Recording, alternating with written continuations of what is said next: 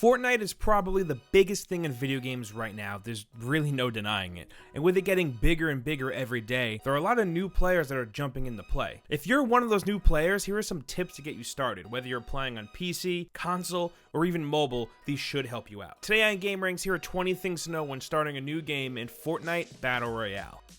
Starting at number 20, when you're trying to take out a series of ramps or something similar, you want to try and aim for the base of it. Or if you're right at the bottom of it, hit it with your pickaxe. You want to take out the very first piece at the bottom because it's going to cause every piece after that to shatter and fall.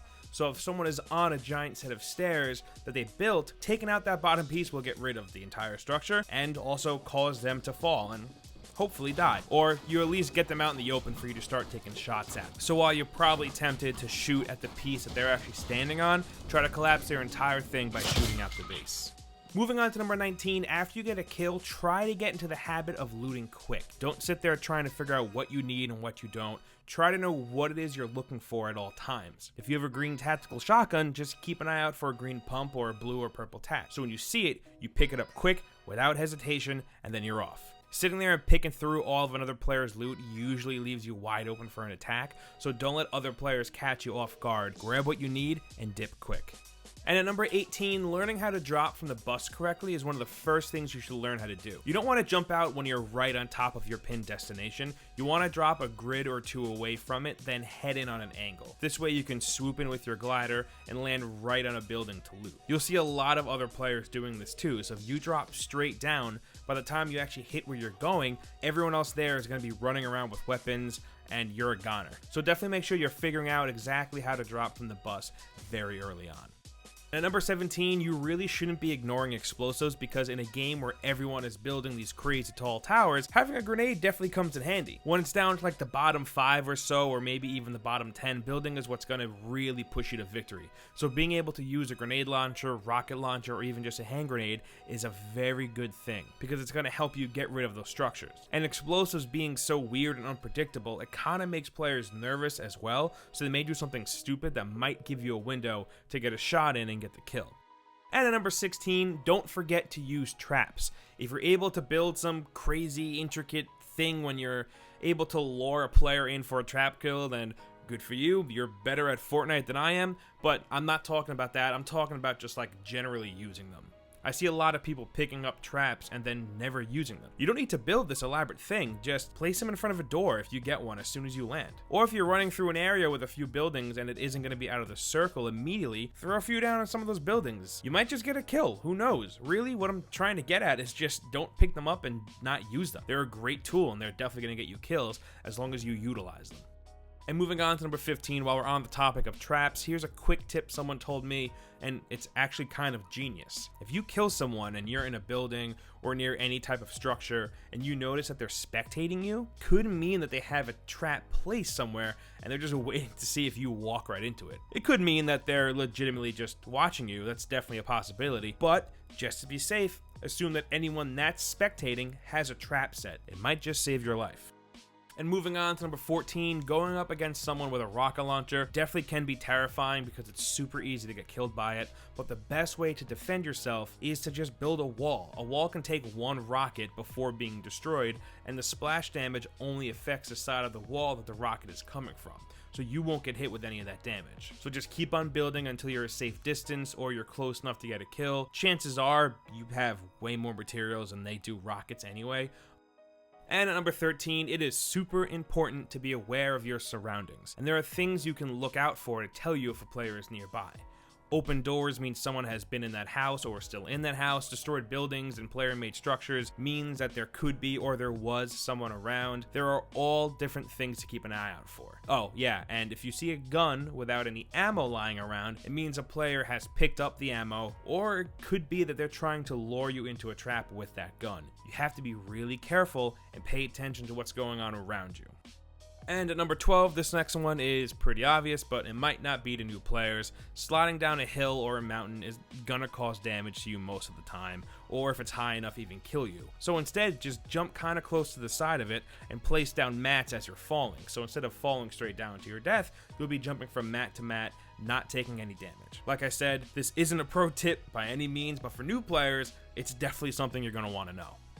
And at number 11, you're going to want to make sure you're always using shields as soon as you find them. That way you get your shield up and you free up an inventory slot for something else. There's really no point in hoarding a ton of shields. Unless your shield is full and you need to back up, that's understandable. But having a ton of minis in one slot and a few halves in another is kind of a waste of space, and your inventory isn't that big, and you can't expand it with a backpack like you can in PUBG, so you really have to carry only what you need. So get rid of a shield or two and fill it with bandages or a med kit or a chug jug if you're lucky, or, you know, another weapon. But like I said, if you want to keep that backup, that's definitely not a bad idea, because you're gonna lose your shield. And really quick, at number 10, it's super important to get the high ground. You know, it worked for Obi-Wan, it'll also work for you. Once it gets down to the last few guys, you'll see a lot of towers, because getting the high ground gives you an open shot on anyone below you, and it makes you harder to reach and harder to hit. Even if the ground is you running up a hill, do it, trust me. And I don't just mean do this for like the bottom 10 or bottom 5 players. This is good all the time. The high ground is always good. And at number 9, it's super important to not leave a huge trail behind you. You don't want to give someone a clear idea of where you are and where you've been. So try not to totally destroy trees when you're gathering materials. Players can see the trees get destroyed from a distance, so try to hit them right up to the point where they break and then leave it. Also, ramps, stairs, whatever you call them, they're built in the way that you're facing. So if you see a bunch of stairs facing south, chances are there's someone heading south and you're gonna run up to them eventually. So just keep that in mind while you're building. Seeing a bunch of ramps running up the side of a hill totally gives you away, so, you know, just be wary. And at number 8, this is kind of obvious and also a tip for any competitive game really, but wear headphones or a headset. Being able to really hear what direction someone is running up on you from is a huge help. It also helps a lot with finding chests and trying to pinpoint what direction gunfire is coming from. Fortnite characters also have the loudest footsteps, which makes hearing them through a headset very easy.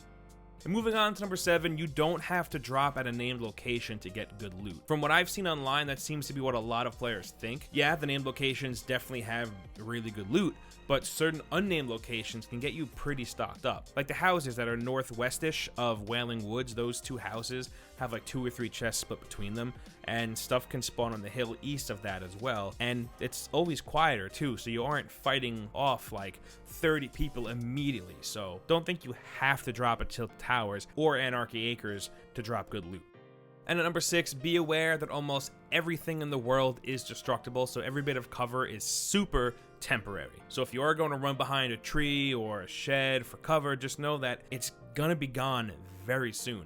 Try to use hills and other changes in the environment instead. Make them lose sight of you. They can't shoot and destroy a hill. The same goes for building your own cover. While mats are being built, they can get destroyed really quick. Even when they are built up, a grenade or a rocket launcher will take them out pretty quick. So don't ever feel safe behind cover, because in Fortnite, you are never safe.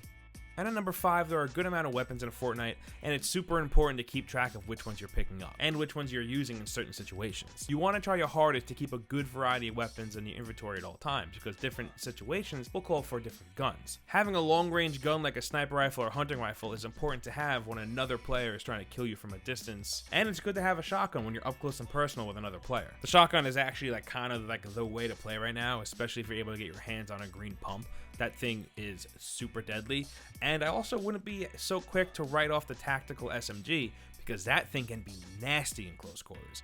Moving on to number 4, I know that getting to a firefight can be pretty stressful and kind of gets you all scatterbrained, but the best thing you can do is to just kind of, stay calm. Try to avoid jumping around and strafing, because doing so is actually going to make most of your shots miss. Instead, try, crouching, moving a little bit less, staying still, and really focusing in on your shot. Just try to make every shot count. You definitely see more shots landing and causing damage, while your enemy is most likely bouncing around, missing most of his shots. Trust us, it works. But I will say that if you're rocking a shotgun, the whole strafing and jumping up and down thing might actually work better for you. I know that's kind of the thing right now, and that's because it does work.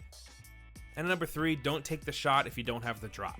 Whether you don't want to make the noise or just don't think you'll make it out alive, you don't have to kill every person you see. The game is about survival, not getting X amount of kills. Engaging in a fight that you're not sure you're going to win could, definitely lead you to dying and losing, but it could also cost you all of your medical items if you do end up making it out alive. Unless you're playing for kills, then please go ahead, go right for it. But if you aren't, make sure you're picking and choosing your fights carefully. Running off to murder the dude you saw running out in the distance might just lead to you getting killed by someone else. Just saying.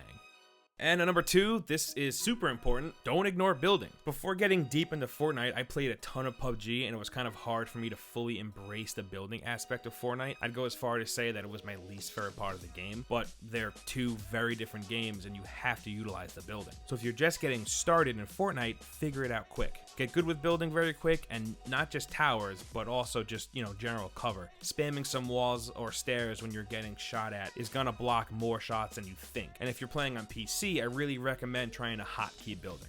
I have walls and ramps hotkey to the 2 buttons on the side of my mouse, and it makes it that much easier to just throw mats up really quick.